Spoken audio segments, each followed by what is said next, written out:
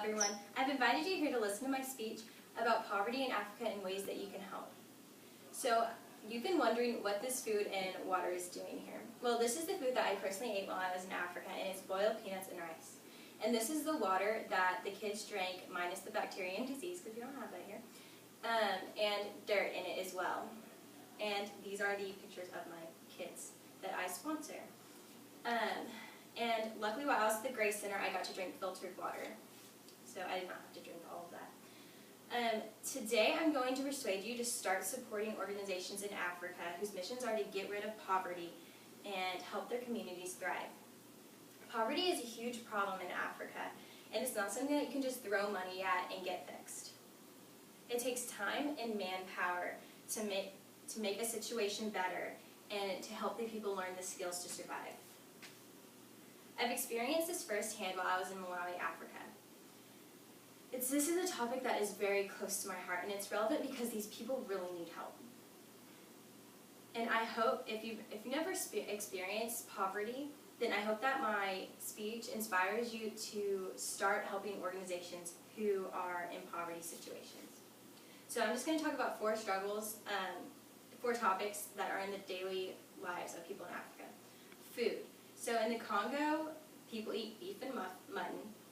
In Malawi, they eat nsima and ndawa with beans, meat, or vegetables.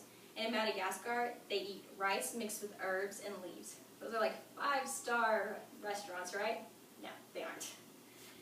Water is basically defecation, solid waste disposal, water disposal. And if y'all have ever listened to the news and heard about cholera, that's basically where cholera comes and can cause children to get really ill and die. Shelter is basically shack or informal housing, which is made of clay, brick, leaves, and twigs, depending on what resources they have and where they are in Africa. Their health, these are some of the diseases and viruses that they have: HIV, AIDS, malaria, cholera, Ebola, and many more. So projects, ways or places that support some of these or all of the above are Project Water, Save the Children, ICA Africa, and Circle of Hope. So I personally have been to one that I know helps with majority of these, and it's Circle of Hope, and it's called the Grace Center. So just some programs about that the Grace Center have. One is the orphanage, and we have 70+ kids at the orphanage at this moment. And we have a boys' housing, which is called Timothy's Home, and a girls', which is Patricia's Home. And we have a clinic and a church and a textile center as well on our campus. And we have preschool and primary school, which works with 300 to 400 students in neighboring villages. And that leads into our feeding program, which anybody who is in a school or feeding program,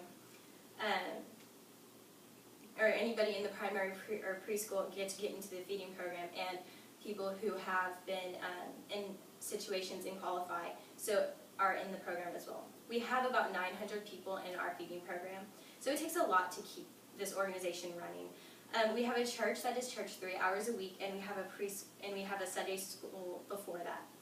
We have an evangelist team, which is Pastor Petey, who is in charge of the Grace Center, and their praise band is a part of the evangelism team, and they go around and help people who need spiritual help or multiple things. We have summer groups that are there for 2 to 3 weeks, and we have a medical group, a education group, which I will be there for a month this summer doing. We have a regular group that just comes and helps around, and an evangelism group that comes as well. And we have our internships, depending on what you're there for 5 to 8 weeks. So ways that you can support is that you can sponsor a child, which is what I do, which are these 3 children in front of me. And the cool thing about the Grace Center is when we go in the summer, we send you videos of your kids, and we will find your kids so that you do know that they're real and that you do know that you are helping this child. You can donate. That's by giving money for our various programs.